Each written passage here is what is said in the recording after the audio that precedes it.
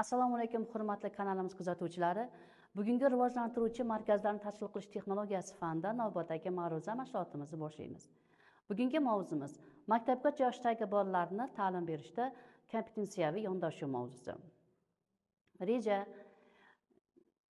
bolalarning jismoniy rivojlanish kompetensiyalari, jismoniy rivojlantirish va sog'lom turmush tarzini shakllantirishi, ijtimoiy hissiy rivojlanish, nutq, muloqot, o'qish va yozish malakalari hamda bilish jarayonlari rivojlanishi, ijodiy rivojlanish rejalari bo'yicha suhbatlashamiz.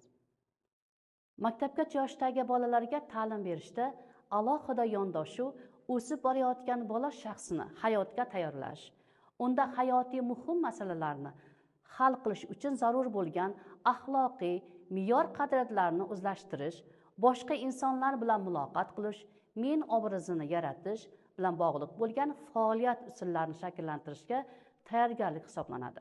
Maktabgacha ta'lim bolaning tayanch kompetensiyalarini rivojlantirish uchun asos bo'lib xizmat qiladi. U ta'limning keyingi bosqichlarida, shuningdek, butun hayoti davomida rivojlanib boradi. Davlat o'quv dasturi kompetensiyaviy yondashuvga asoslangan. Bu maktabgacha ta'lim va tarbiya jarayonida bolalar faoliyatining turli-tuman turlarida shakllanadigan kompetensiyalarga rivojlantirishga qaratilgan. Kompetensiya o'zi nima? Kompetensiya bu bolaning bilim, ko'nikma, malaka va qadriyatlar majmuidir. Boshlang'ich kompetensiyalar rivojlanish sohasidan qat'iy nazar bola shaxsini shakllantirishi uchun asos bo'lib xizmat qiladi. Kompetentli bola kim? Kompetentli bola o'z bilim, ko'nikma va malakalarini muayyan vaziyatda safarbar qilishi va qo'llashi, o'z maqsadida erishishi va rivojlanishining har bir bosqichida yoshiga mos keladigan vazifalarni hal qilishi mumkin. Kompetensiya bu ko'p yo'nalishli tushuncha hisoblanadi. U maktabgacha ta'lim bo'g'inida bolaning muvaffaqiyatli o'qishi va rivojlanishini, shuningdek, uning boshlang'ich maktabining 1-sinfda o'qishi davomidagi muvaffaqiyatini shartlaydigan bilim, mahorat, ko'nikma, qadriyatli yo'l-yo'riqlar va xulq-atvor ko'nikmalarining jamlanmasini namoyon qiladi. Bolaning rivojlanish sohalari kompetensiyalari. Rivojlanish sohalari bo'yicha kompetensiyalarni o'zaro bog'liq holda takomillashtirish bolaning har tomonlama rivojlanishini ta'minlash, shuningdek, uning maktab ta'limi bo'lgan keyingi bosqichida muammosiz o'tishi va unga tayyor bo'lishi, boshlang'ich ta'limda kompetensiyalarning shakllanishi uchun zarurdir. Bolaning kompetensiyalari bola rivojlanishining quyidagi sohalarida belgilanadi. Ya'ni jismoniy rivojlanish va sog'lom turmush tarzini shakllantirish, ijtimoiy hissiy rivojlanish, nutq, muloqot, o'qish va yozish malakalari, bilish jarayonining rivojlanishi hamda ijodiy rivojlanish. Jismoniy rivojlanish va sog'lom turmush tarzining shakllanishi sohasi kompetensiyalari, jismoniy rivojlanish va sog'lom turmush tarzi shakllanishi sohasidagi ta'lim va tarbiya jarayonida, ya'ni yakunida 6-7 yoshli bola o'z imkoniyatlari va yoshi bilan bog'liq jismoniy rivojlanish me'yorlariga mos ravishda jismoniy faollik ko'rsata oladi. Turli xil faol harakat turlarini uyg'un holda va maqsadli bajarishni biladi. Turli hayotiy va o'quv vaziyatlarida mayda motorika ko'nikmalaridan foydalana oladi. O'z harakatlarini, hissiyot va sezgi organlarini bildira oladi. Shaxsiy gigiyena malakalarini namoyon eta oladi. Sog'lom turmush tarzi va ovqatlanish asoslarini biladi. Xavfsiz hayot faoliyati asoslari qoidalariga rioya qiladi.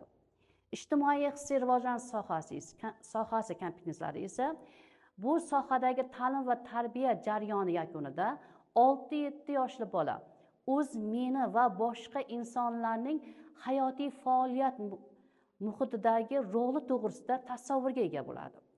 O'z hissiyotlarini boshqaradi va ularni vaziyatga mos ravishda ifodalay oladi.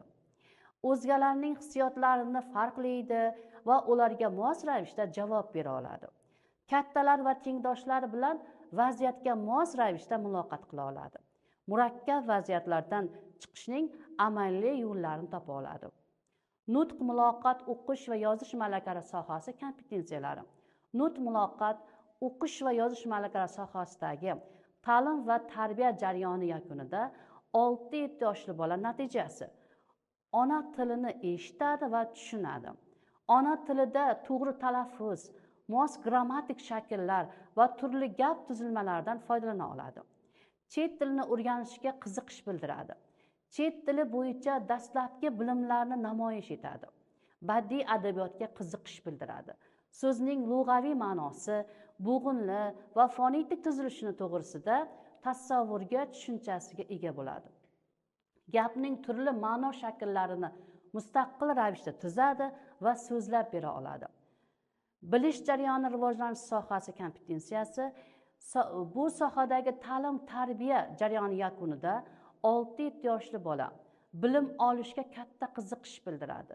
O'quv va hayotiy faoliyat uchun axborotni mustaqil topa oladi va qo'llay oladi. Predmetli voqea, hodisalar va holatlar o'rtasidagi bog'liqlikni tushunadi va ularni yaxlit bir butunlik sifatida idrok qiladi. Raqamlar, sanashni biladi va ulardan hayotda qo'llay oladi. Makon, shakl va vaqtga mos ravishda ish tutadi. Elementar matematika hisoblarini amalga oshiradi. Atrof muhitni asrab-avaylaydi va munosabatni namoyon eta oladi. Ijodiy rivojlanish sohasi kompetensiyalari. Ijodiy rivojlanish sohasidagi ta'lim va tarbiya jarayoni yakunida 6-7 yoshli bola san'at va madaniyatga qiziqishni namoyon qila oladi. Milliy an'analarni qadrlaydi va ularni kundalik hayotning bir qismi sifatida idrok etadi. San'atning muayyan turini afzal ko'rishni mustaqil ravishda ifodalaydi. Olingan bilim va ko'nikmalardan turli hayotiy vaziyatlarda o'z ijodiy rejalarini tuzish va tatbiq qilish uchun foydalana oladi. Insonning dunyo o'zgarishidagi yaratuvchanligini rolini tushuna oladi. Xulosa qilib shuni aytish mumkinki, shaxsiy kompetensiyasini rivojlantirish orqali bola maktabgacha yoshdagi shakllanadigan va butun hayoti davomida takomillashib boradigan bir qator xususiyatlarni namoyish etadi. Bu kompetensiya bolaning o'z-o'ziga g'amxo'rlik qilish uchun mas'uliyatni o'z zimmasiga olish qobiliyatlarini hamda kundalik hayotni boshqarish va barqaror sog'lom turmush tarzini amalga qo'llash mahoratini o'z ichiga oladi. E'tiboringiz uchun rahmat.